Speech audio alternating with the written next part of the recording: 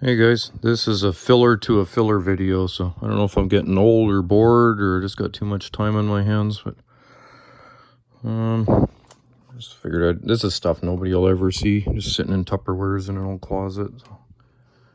So I took some of these link belt ones here back at the dealer, Trican Machinery, 1985 or 6.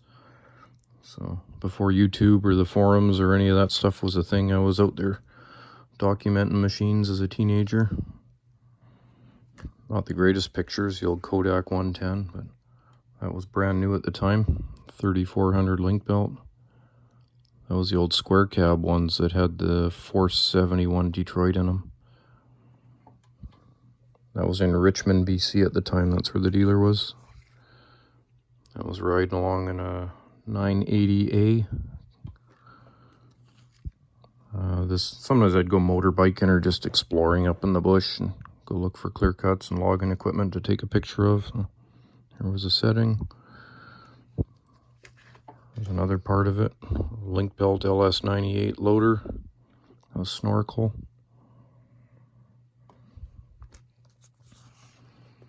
That was a machine I ran for years and years. I got that brand new. The biggest piece of crap on the universe ever built, designed, invented, put in a boat, shipped to a country, and had to have been endured by someone sitting in it. It was awful. Looking back, it was a good way to learn. The hydraulics were fast and jerky. It was a 1989 DH180 Daewoo. A lot of you heard about it, but I logged with one and cleared with one. It's got a grapple brush rake thing on it there, but just a horrid piece of garbage. That was way up the coast in the early 90s at a logging camp out near Bella Coola or Bella Bella, fly-in camp. It was one of our residential jobs. There's our 270 machine excavator up top of the hill. We did mostly farm wood, backyard stuff. A little bit of timber sale, not much. And there's me running my Daewoo. I put a lot of hours on that thing. It was horrible. What was that other little private job we're doing? We mostly looked for alder hardwood logs for our sawmill. Same site. I spent a lot of time on that machine too. Put the heel and grapple together myself on it.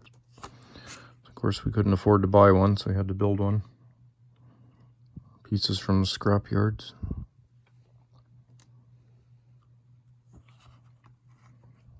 Same site down the hill.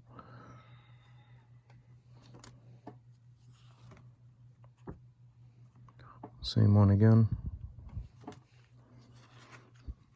That's on, everyone knows Highway Through Hell. That's the Coquihalla. That's sitting right next to the Coquihalla River here. All that wood washed up. And you can just see a Thunderbird log loader in the corner there. A juicer, heel boom, hydraulic. That was the Department of Highways, I think, commissioned that. The logs had washed right up onto the highway. That was 1991. There was one of those 50 or 100-year floods. It washed out part of the Coquihalla. And the creek backed up and let go. It was something. So we were going up there. We had a machine stranded up there too, where a logging road had washed out. And saw this on the way up and got Dad to pull over so I could take a picture of it. I said, you don't exactly get to see a line loader working on the side of the highway every day. So. And that guy's name was, I didn't know him or anything, but that was a guy named Archie McLean out of Hope, BC. Washington TL 15 or 20, something like that. It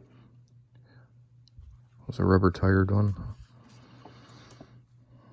It was one of our small acreage jobs where we'd go in and take the hardwoods off. This load was specifically ugly, so we'd take them to a chip plant. If you're lucky, you'd get $1,000 a load, but you could do 3 loads a day, sort of survive. Again, probably 1993. I was up top of Harrison Lake. I was doing the road deactivation, going in after the logging with another company's machine.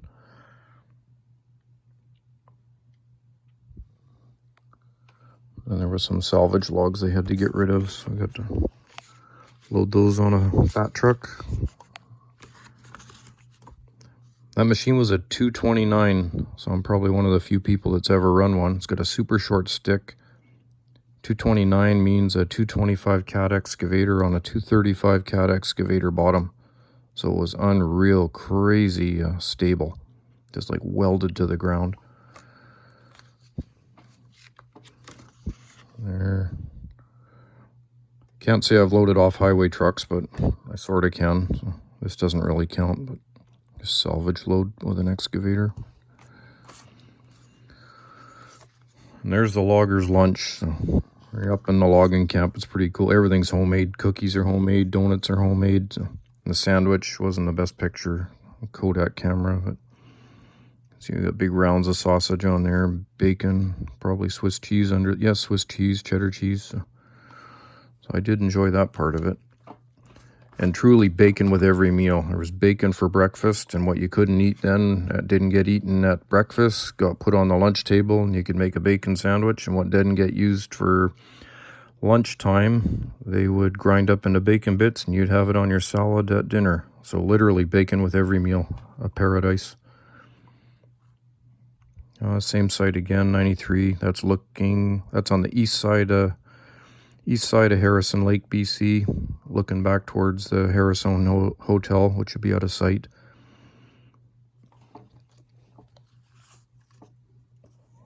This stuff seemed so great at the time, 25 years ago, but you start looking at it now, it's like, why did we even fight with such junk equipment? We had an old 1974. This John Deere 540. It was a pig.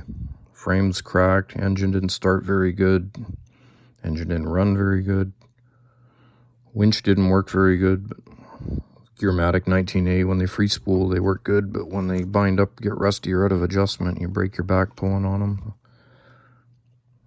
This was logging camp. That was up the coast again.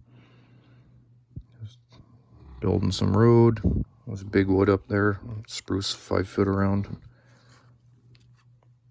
Their line loader, that was just a visit to a site. I saw that previous. This was the yarder on the same site. You might hear my dog Coda snoring in the background. He's a bear. Here's the shop. That's an Allison two-speed, 2 forward, 1 reverse. Can't remember the name of it. So I pulled that out myself. We had no money, so I had to do everything ourselves. So stripped that skidder right down, pulled the canopy and the seat and the operator's station, disconnected the tranny, little short drive shafts, yanked that out. Didn't rebuild it myself. So. This was 1997, kind of a bad year. And we lost a machine. I did a video on this when I first started YouTubing. Burning stump piles after land clearing, got a spark in the machine, and the rest is obvious. So. That was probably in the morning before.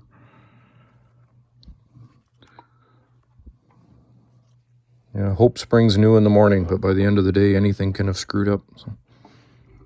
Took the fire department 20 minutes to get there. I could hear them going down other streets. They got the address wrong because it was a vacant, it was a bush lot. You'd think maybe they'd have looked for the smoke, but not impressed. I won't say what hall it was, but not impressed. Cost us a bit of money. So.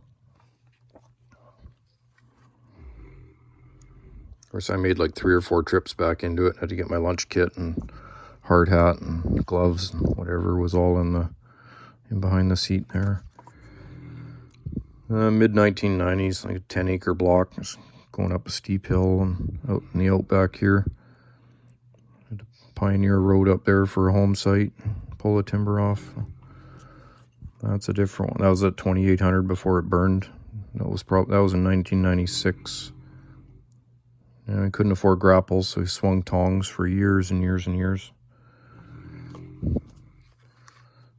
And Hitachi 270, pushing some big cottonwoods. You don't want to fall big cottonwoods because then you got to fight that stump for an hour trying to dig it out. So if you get leverage, it's way better. So.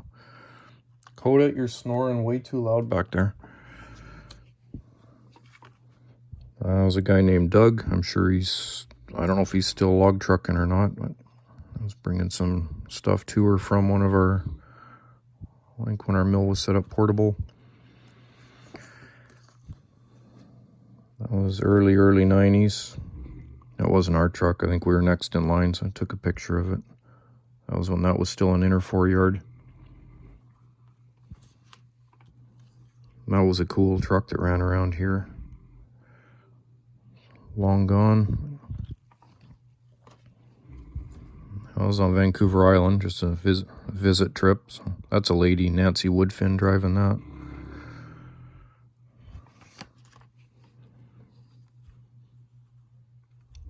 This was sitting up around Squamish. Went to the Logger Sports one year. I think in August there.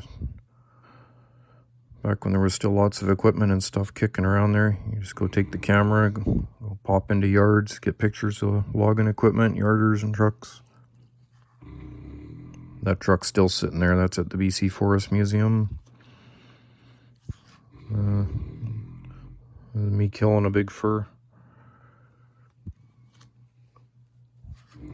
Those are toys. That's Tonka wheels. Those are the log loader and log truck I made.